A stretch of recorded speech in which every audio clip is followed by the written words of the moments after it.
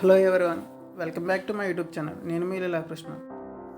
West Godavari coast line places భాగంగా last వీడియోలో పెద్దమైన వాళ్ళకి చూపించాను కదా. ఈరోజు చిన్నమైన వాళ్ళకి వెళ్తున్నాను.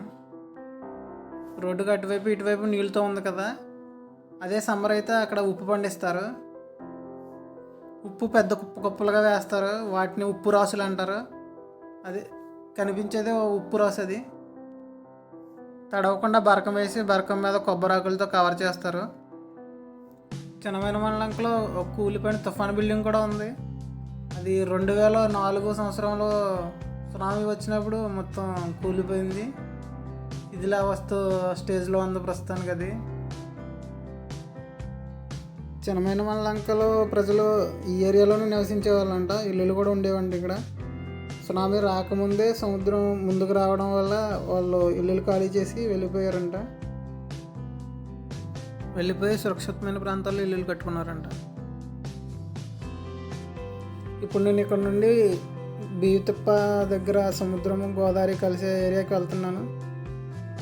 ఇక్కడ నుండి అక్కడికి వెళ్ళడానికి ఒక 3 కిలోమీటర్స్ అయినా ఉంటుంది.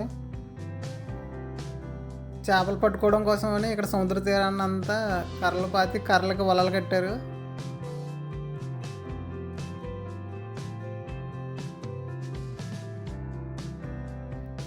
కనిపించేదే గోదావరి సముద్రం కలిసే ఏరియా. అటు పక్కన అంతర్వేది లైట్ హౌస్ కూడా ఉంటుంది అక్కడ. అదే లైట్ హౌస్.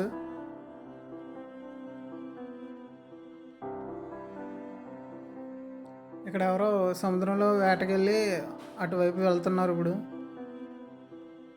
ఎదుర ఇంకో బోటు కూడా ఉంది. వాళ్ళు చేపలు తప్పించుకుంటున్నారు. అది చూపిస్తాను మీకు. ఇప్పుడు కాకినాడ నుంచి వచ్చి ఇక్కడ వేటాడుకుంటున్నారంట.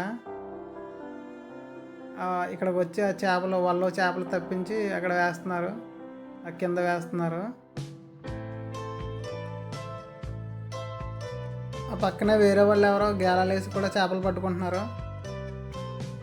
పాపం ఎప్పుడో గంట నుంచి ట్రై చేస్తున్నారు. వాళ్ళకి పాపం ఒక చేప కూడా పడలేదు.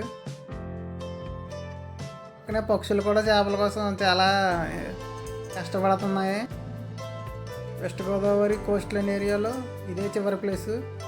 స్టార్టింగ్ పేరుపాలెం నుంచి స్టార్ట్ చేసాం. ఇది బీపతిప్పతో ఎండ్ అయ్యింది. నా వీడియో మీకు నచ్చినట్లయితే లైక్ చేయండి, కమెంట్ చేయండి, షేర్ చేయండి. అలాగే మరిన్ని వీడియోల కోసం సబ్స్క్రైబ్ చేయండి. నెక్స్ట్ వీడియోలో మళ్ళీ కలుసుకుందాం. బాయ్.